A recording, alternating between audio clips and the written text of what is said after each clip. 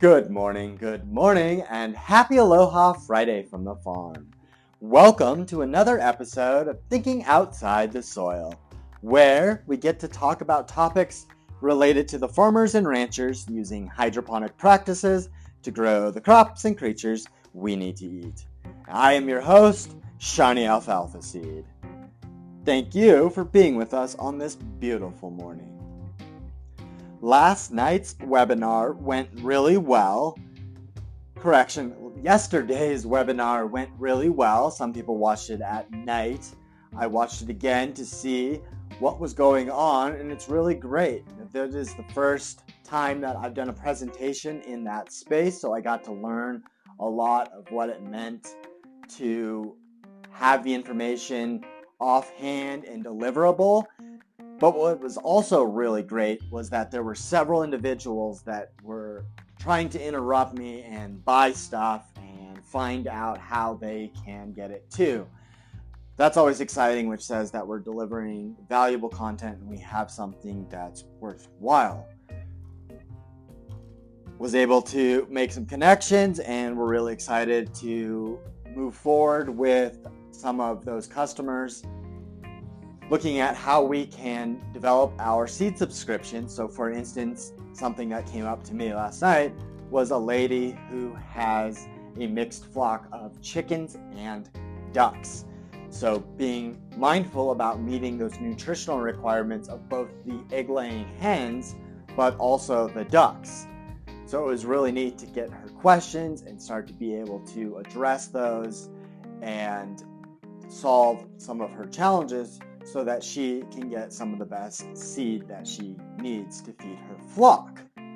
But real quick, while I have you here, if you like what you hear so far or have heard in the past, follow the show, give us a review, write some comments in the box below, let others know why they should listen too. Today, I will conclude some of the conversations about the advantages of hydroponic fodder for livestock. We'll talk specifically about cattle and some of the hydroponic advantages to their digestive system and what can come of that. So, in the news lately, there's been a lot of reports of the foodborne pathogens Salmonella and E. coli 0157H7. Salmonella is a foodborne pathogen we generally find where we find birds. So those of us with chickens have to be very, very mindful that what we do out there when we're handling chickens, that is the most likely foodborne pathogen to occur. So we make sure that we're washing our hands after handling our hens. We make sure that we're following the egg washing protocols that are required and the ones that we have adhered to. Making sure that we're cleaning surfaces after touching things that chicken things touch. Stuff like that we're very, very mindful of. We don't have to worry nearly about that. We don't have to worry about salmonella in our aquaponics farm. One of the great things about running an aquaponics farm is that the foodborne pathogens like salmonella and E. coli do not exist inherently in those systems because fish in aquatic systems cannot harbor those diseases. They're not conducive for those pathogens to live in a water environment, and they can't live in a fish's gut. However, the one that does live in a gut is E. coli. And there's a lot of different E. colis out there. E. coli is a broad name for a group of bacteria. One of those bacteria causes extreme sickness in human beings. And when we eat it, we could die. There's reports of people taking very, very little amount of contaminated food with not very much E. coli in them, getting very sick and dying. But the general symptoms that we see are diarrhea, vomiting, bloody stools, general GI type diseases and ailments. The E. coli 0157H7 is a naturally occurring pathogen in that livestock system as we have it. Some of the challenges we see as consumers with that E. coli is making sure that we're cooking our food properly, to make sure that we're killing that pathogen just in case it is on the food. But back about that, there's a responsibility for farmers, ranchers, and processors. So processors are the ones that we would consider to be the slaughterhouses and the ones taking those products and turning them into something more than just raw product. So you get a raw steak at the grocery store, but there are people out there who are going to turn that steak into something else and put it on the shelf at a different place.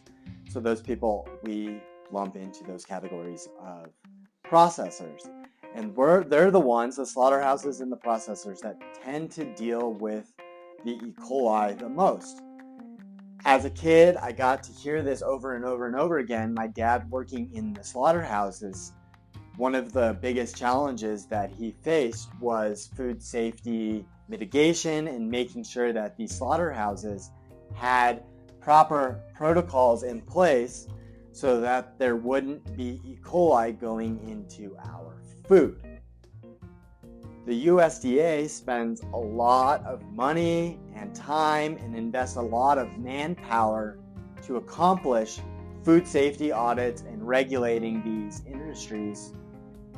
They spend a lot of money and time specifically looking at E. coli 0157H7.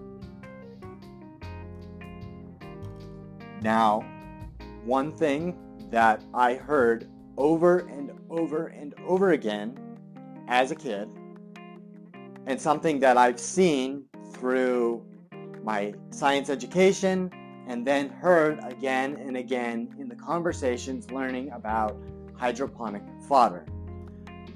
One of the most important things that has come across my table is this idea of how healthy hydroponic fodder is for a ruminant's rumen. So the cow's rumen is that organ that helps them digest the grass and the other things that we don't normally digest. Now the rumen harbors bacteria, so it naturally harbors E. coli and E. coli 0157H7. And that's important because E. coli can be controlled by what we feed our animals. There's initial research out there, and it's showing that feeding fodder during the finishing stage of cattle production reduces the health impact on the cow, and it could also reduce the health impact on us as well. Johns Hopkins Medicine cites that there's over 70,000 cases a year reported by the CDC of E. coli sicknesses, and at least 2,000 of those people are so serious that they have to go to the hospital. E. coli 0157H7 is commonly found in undercooked beef, which is why we're told to cook beef to that certain temperature. And it's also important to handle the raw meat properly, including washing the hands and surfaces that come into contact with raw meat to prevent any of that cross-contamination. So much like I mentioned, what we do when we're concerned about salmonella with our chickens, we take all of the same precautions. Now, the recommended cooking advice to eliminate that E. coli is to cook meat, and specifically and particularly ground beef, to an inside temperature of at least 160 degrees Fahrenheit, or just above 70 degrees Celsius. And that's temperatures high enough to kill the bacteria to ensure that the meat is safe to eat. Now, temperature is one factor to kill E. coli, but there are two other factors that are important to consider. One is time, and the other is pH. Now, this isn't a lesson on cooking, so I'm going to gloss over time and temperature a bit, but I do need to tell you a bit about the pH. So E. coli can be killed by heating it to that internal temperature of 160 degrees. for ground beef and other meats, and the wholer, pure cuts of meat, generally we can say 145 degree Fahrenheit with a 3-minute rest time before consumption. That allows time for the heat to sufficiently kill the bacteria and then make sure that there is no living bacteria before you consume it. Now, the other aspect is pH. pH is a measure of how many hydrogens are in the water. And I say that very pointedly, but we generally will say that pH is a measure of the alkalinity, or pH is the measure of the acidity of a solution. We use a scale of 0 to 14 to measure pH, 0 being the most acidic and 14 being the most basic. So the 0 would be more around what we would find in our stomachs. Hydrochloric acid are the strong acids. Our stomach sits at around 2-ish. The 14 would be a strong base, like what we use to mix in concrete, lime or lye. Those are very caustic things. We can mitigate E. coli by controlling the pH of a gut. So we can control E. coli by controlling the pH of a cow's gut.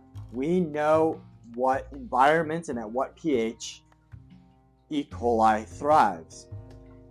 One of the challenging things when looking at this, though, is to understand that E. coli in a gut lives at slightly different pH than E. coli in a petri dish. E. coli in the gut can be killed at a more acidic pH, and one of the management practices right now to kill the E. coli in the gut is to feed animals highly acidic feeds that potentially kill the native E. coli. Now, one of the biggest challenges with that right there is that the acidic nature of the feed strips the mucosal lining of the gut. It starts to eat away at all of the mucosa, the mucus that protects the gut. And as it eats away at that gut, it put holes in the stomach, in the rumen, in the esophagus, in those areas. We have a pathogenic bacteria sitting in the gastrointestinal system of an animal that now has holes. Any living and remaining pathogens in that body can now enter into the bloodstream, and that E. coli goes through the bloodstream, and it must be filtered through the organs that do the filtering. Those are the livers and the kidneys. So you see that when these animals' mucosal linings are stripped, the bacteria that is in the gut is entering into the bloodstream, filtered out by the kidneys and filtered out by the livers, and the livers and kidneys are actually being destroyed by these bacteria. One of the things to note about the liver and kidneys being destroyed during this process is that farmers actually rely a lot on the products that we don't normally eat, like liver and kidneys. For instance, the pharmaceutical companies will employ people on the slaughter line to look at kidneys and inspect the kidney health rate to make sure that there's enough healthy kidneys so that they can go and make pharmaceutical products. Kidneys are used to make a lot of different products. Feeds that do this are generally feeds that are higher in corn grain. And research today, so one huge advantage that hydroponic fodder can offer is during this final stage and or finishing stage of an animal's life. Traditionally, we feed these higher acidic corn grain based diets when cattle go to slaughter. And we're seeing that it's during these times when the bodies of the animals are going to be most affected, and that's where we're employing food safety professionals, where we're employing pharmaceutical professionals. So it's right there where we need to pay attention to what are we doing before the animal goes to slaughter. During my research, without fail, all the companies growing hydroponic barley for cattle farmers found that they had a significantly reduced incidence of E. coli in the stool samples that they were testing. They saw significantly better health of the animals. And one of the things that we hear from those that advocate for those different things is that overall it's improving the animal's health and increasing the farmer's ability to sell their byproducts like liver, which reduces the health on us as the public as well. Most of the data says that if we put our cattle on hydroponic fodder for a couple of days, that the rumen and the rest of the cow would be healthier than what we're doing now. So this allows us to see that the future of hydroponic fodder in beef cattle is going to depend on the producers and the processors switching over and understanding what it is that they want to see with their cattle. Yet at the very least, we're seeing that hydroponic fodder supplements are significantly improving those cattle's health and those farmers' pocketbooks. And so it seems that it's a no-brainer when you're considering hydroponic fodder to any beef cattle finishing regimen or any livestock program as well. So that's all I have for you this morning. It was a bit longer than I had hoped. However, if you've enjoyed this or any of the other previous episodes, please do follow and tap the little subscription bell so you can get some notifications. To learn more about how hydroponic fodder helps farmers save water, improve livestock quality, and become better stewards, check out my book at thinkingoutsidethesoil.com. And as a special gift to you as my listener, there are some links in the box below. So be sure to follow the show, get the book, watch the video in those links so you don't miss out on becoming part of the next agricultural revolution. Join us again tomorrow morning, and thank you for being with us on another episode. Take care and have a lovely day.